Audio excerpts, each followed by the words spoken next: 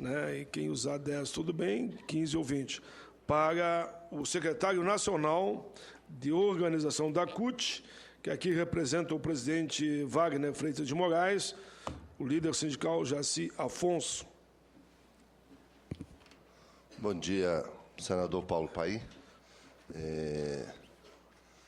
Olhando, até falei com o Emival hoje de manhã, nosso funcionário da CUT, aí olhando lá o Facebook ontem de noite, eu não conheço essas coisas, estou me inteirando, e você faz aniversário 9 de março, é isso? 15 de março. 15 de março. E aí, o mesmo dia, aí eu estava lá vendo essas coisas de data, essas tecnologias, aí reparei que o Paim faz aniversário no mesmo dia que a minha esposa, a Iracema, 15 de março. E hoje, 15 de outubro, dia dos professores, né?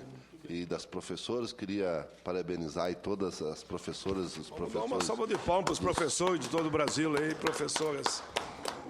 Num momento importante que as entidades, tanto a CUT como a CNTE, a CONTE, as entidades a UNE, todo mundo luta por mais verbas para a educação, para que a gente possa ter uma educação de qualidade no país. E a Câmara aprovou os 10%. Esperamos agora que o Senado também tenha a mesma atitude de... Se depender de mim, para ter certeza que eu já anunciei meu voto. O Paim, que é sempre foi deputado e senador que cuida, coloca como prioridade o mundo do trabalho.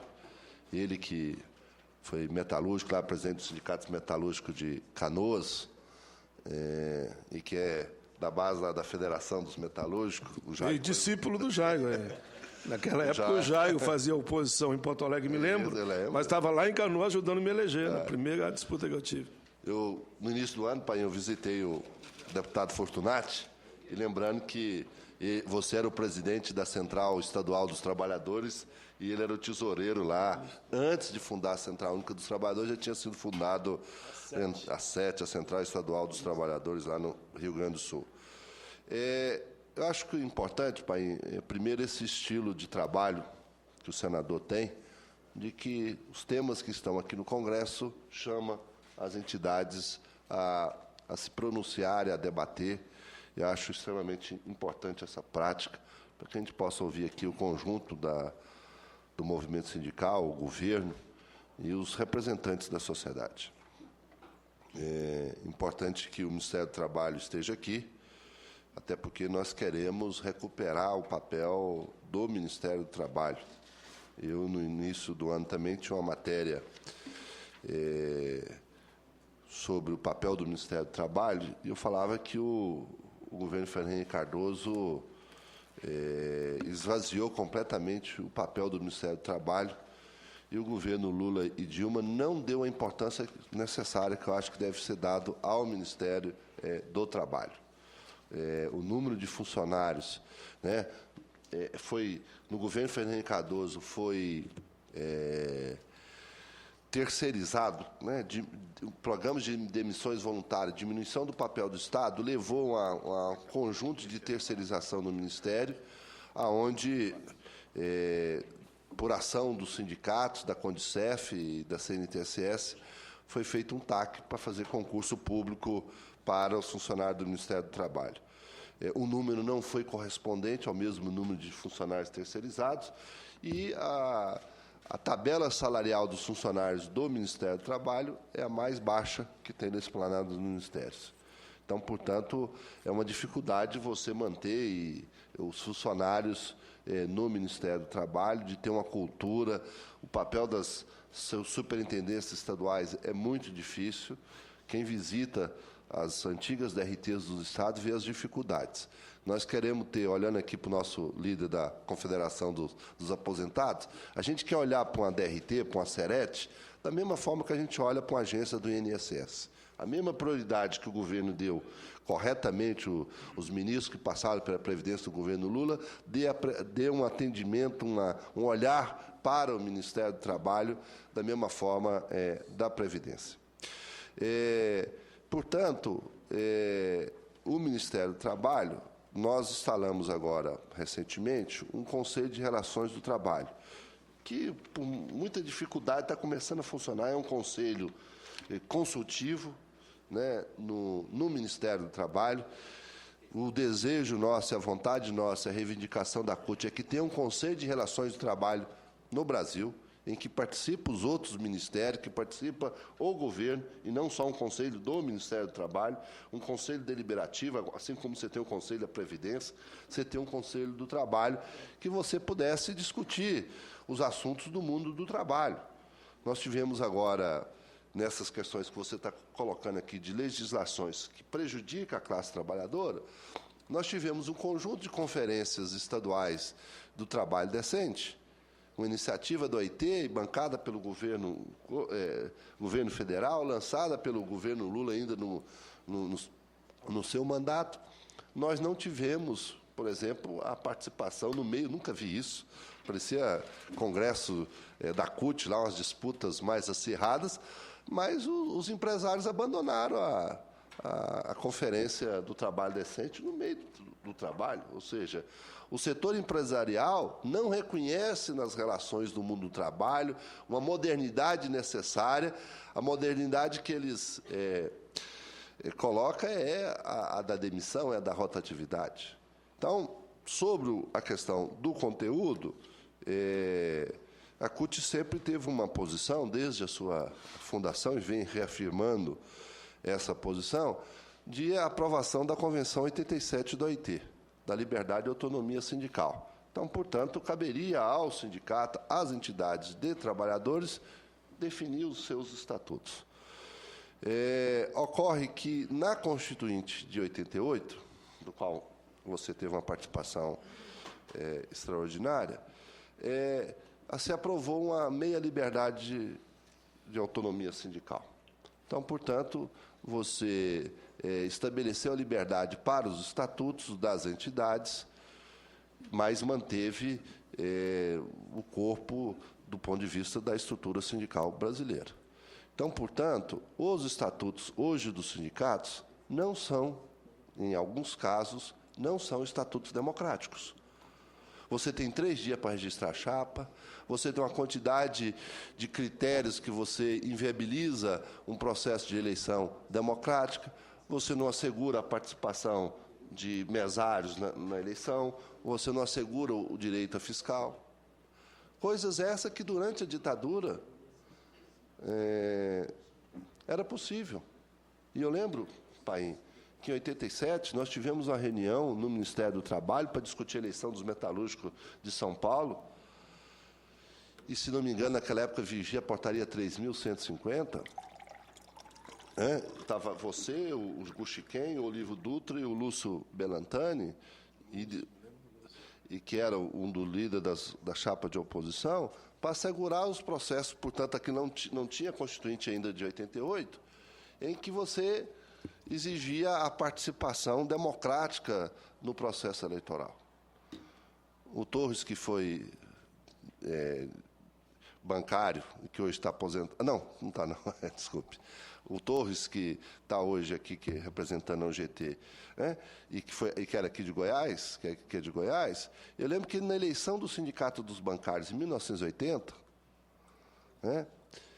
você tinha o direito de indicar a DRT indicava os mesários, mas você tinha o direito de indicar o fiscal. Você tinha 15 dias para registrar a chapa. Você tinha umas condições que hoje não existem em alguns casos. O Sindicato dos Bancários de Brasília, do qual eu fui presidente, e do qual fui a pessoa que redigiu, que propôs o estatuto do sindicato, assegura eleições democráticas. Quem conduz o processo eleitoral é a comissão eleita em assembleia, com eleição de trabalhadores na base para dirigir o processo eleitoral, para que cada chapa tenha um membro na comissão eleitoral, que você assegura a participação dos diretores. Então, esse é um processo. Então, eu acho que cabe a nós, eu estou voltando ao teor, ao limitar o mandato de um dirigente sindical, eu, pessoalmente, e nós temos uma cultura na CUT de fazer só 2 mandatos. né? Culturalmente, não está estabelecido em estatutos. E está aqui as nossas resoluções do último Congresso, que eu queria passar para você, saiu nesta semana, aonde a gente orienta os sindicatos a ter, no máximo, um mandato de 4 anos nos sindicatos. É uma diretriz que a CUT dá. Então, não é possível, e eu sou defensor disso, e, inclusive, quando fui presidente, só fiz um mandato como dirigente do sindicato, em que, se você não tiver o conjunto das outras regras, você não leva em consideração.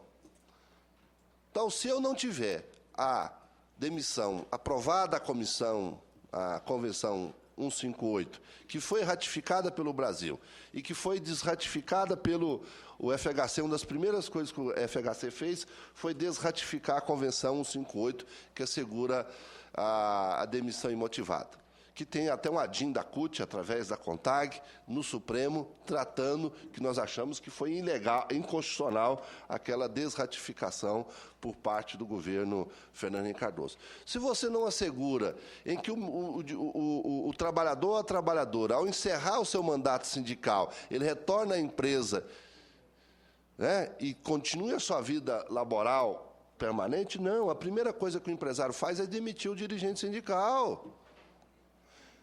Então, como é que eu posso construir, né, em apenas 2 mandatos? Né? Primeiro, você não pode garantir nem a recondução, porque você entra na direção do sindicato, a não ser quando você é da chapa de oposição, você já entra direto na presidência do sindicato. Então, se você entra no primeiro mandato como diretor e se você se surpreende, é um companheiro e uma companheira de primeira qualidade que vira presidente no segundo mandato, você não pode ter direito à reeleição, porque você já completou os 2 mandatos. Então, eu acho que o espírito de democratização, e é verdade, e talvez até o próprio Ministério do Trabalho poderia nos dar esta informação, pelo CNES, né, pelo Conselho Nacional de Entidades Sindicais, quais são as entidades sindicais com mais de 4 anos de mandato. Eu sei que tem se exorbitado, como essa meia liberdade e autonomia sindical, você assegura o imposto sindical, você não assegura a taxa negocial, né, com direito de oposição na Assembleia, as pessoas se utilizam desse instrumento e vão perpetuando o sindicato. Então, o Ministério do Trabalho tem essa é uma reivindicação que nós vamos fazer no Conselho das Relações do Trabalho, de ter essa informação. Então, eu, por princípio, defendo que as pessoas devem ter 2 mandatos na mesma função. Né? Então, a pessoa ser o presidente por 2 mandatos seria bom, razoável. Agora, eu não posso impedir, tá certo, que o empresário que fica lá o tempo todo, tá certo, numa empresa negociando, e eu vou dar condições ao trabalhador de assumir a presidência do sindicato, a direção, e enfrentar aquele empresário. Ou, falando hoje do dia do professor e da professora, né, imaginar que o Geraldo Alckmin, que está no governo do Estado de São Paulo desde o dia 1º de janeiro de 95, tá certo, como vice-governador do Mário Covas, depois para o INTEG, voltou agora, tá certo? Está lá tendo uma política antissindical, uma política anti-educação, e o líder da POSP, com mais de 180 mil sócios, tá certo, ter uma rapidez para assumir, cuidar e ter experiência da negociação com esse setor empresarial. Então, nós defendemos a liberdade e autonomia sindical. Acho que os trabalhadores, as centrais sindicais, deveriam pensar num código autorregulamentado das eleições sindicais, entre nós, definido entre nós, regras democráticas. Então, essa é uma proposição que nós imaginamos, e nós precisamos ter o conjunto das convenções da OIT ratificada para que a gente pudesse ter essas condições do exercício do mandato, no exercício do mandato do dirigente sindical. Então, é preciso que a gente ratifique a Convenção 158, ou o Supremo, que agora está com muito entusiasmo no Brasil, né, julgar a ADIM sobre a Convenção 158, se você imaginar a quantidade de trabalhadores que têm uma rotatividade nesse Brasil, que são demitidos, você conquista um aumento salarial, em seguida o patrão te demite. Né? Você precisa, o governo federal, o Congresso ratificou a Convenção 151 do direito de negociação coletiva do serviço público e não regulamentou. Agora querem regulamentar só o direito de greve. Tá certo? A partir da participação dos trabalhadores agora na busca dos seus aumentos salariais esse ano. Nós precisamos ratificar a Convenção 189 sobre o trabalho doméstico no Brasil. Então, nós precisamos ter um conjunto de, além da Convenção 87, ser ratificada para a gente discutir. Então, eu imagino que nós deveríamos insistir nessa tese e acho que essa questão de mandato, né, a CUT sugere uma experiência de no máximo 4 anos como mandato, e são situações diferentes. Quando se trata do serviço público, várias entidades filiadas à CUT têm mandato só de 2 anos. Né? Porque é diferente a relação no serviço público, né, com a estabilidade do emprego, né, com a eleição de delegados sindicais, com os procedimentos, é mais fácil do que você discutir situações adversas, como tem hoje, por exemplo, na área da construção civil, na área do comércio, vários setores que têm uma alta rotatividade, pequenas unidades de trabalho, não são unidades fabris, muitas vezes empresas com 2 ou 3 funcionários, então, portanto, a diferença sindical. E se o espírito, para encerrar, se o espírito é limitar mandatos, né, como tem para o Executivo, o legislador que apresentou essa proposta também deveria limitar mandatos de deputados e senadores. Por que tem limitado mandatos de prefeitos, governadores, presidentes? E agora o senador Cássio Cunha Lima quer limitar o mandato do dirigente sindical? Por que ele também não propõe a limitação de 2 mandatos para os senadores? Tá certo? E 2 mandatos para os senadores significam 16 anos. Eu acho que o PT agora aprovou, pelo que eu sei, uma limitação de mandatos para deputados e senadores para ter esse espírito. Então, portanto, eu acredito que nós, e aí, portanto, aquela ideia sua de fazer um seminário, de juntar vários temas, seria uma boa oportunidade para a gente não discutir isto de forma fracionada e isolada. Quero reconhecer uma certa desunião da classe trabalhadora, de uma certa fragmentação de representação nossa no conjunto de centrais sindicais e de milhares de sindicatos desse país, mas era importante que a gente sentasse aqui todos os atores sociais e apresentasse uma proposta desses temas, da regularização do sindicato, tem a discussão da nova portaria sobre o registro sindical. Então, são assuntos que nós achamos importante e que é preciso assegurar esse conjunto de regras democráticas para um processo eleitoral. Nós queremos, nos sindicatos, os melhores militantes, as melhores militantes. Nós queremos dirigentes sindicais qualificados para o debate, porque o mundo do trabalho exige essa internacionalização